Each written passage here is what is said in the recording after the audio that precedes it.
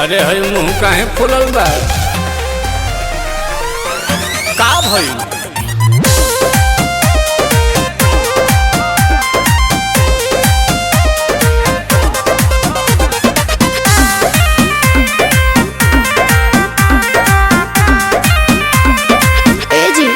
का हो? काहे ना सनाई?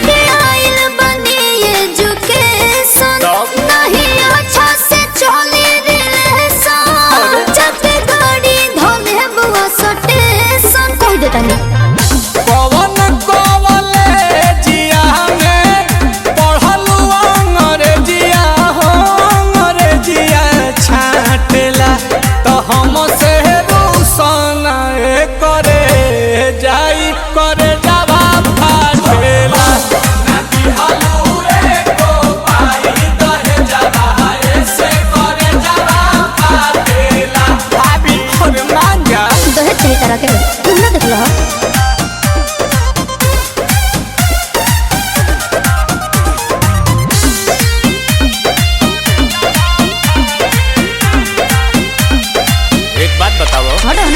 नाराज काहे होलू छने पछने बियाह जब कइलू अपने पसने मोती मराई रहे।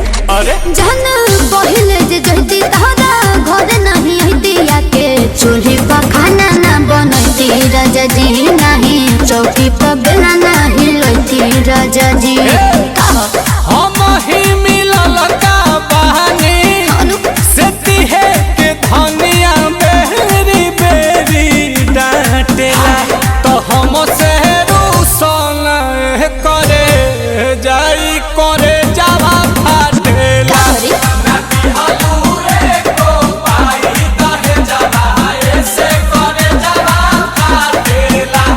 दिमाग मत गरम करो बुझाई।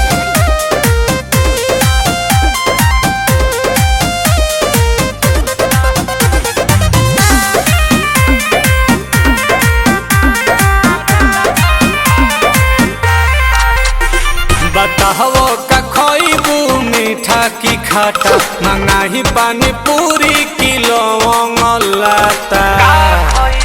झिया जरदन सासु हो आसु प्रियंसु राते दही ना सही रहे जमल राजा जी ना बहाना घोटात नील कमल राजा जी। मत पूछो दिहिला अंगूर तोभा गेलू दूर दूर तहर कुकुर काटेला तो हम से रूसन करे जा ई करे जावा फाटेला।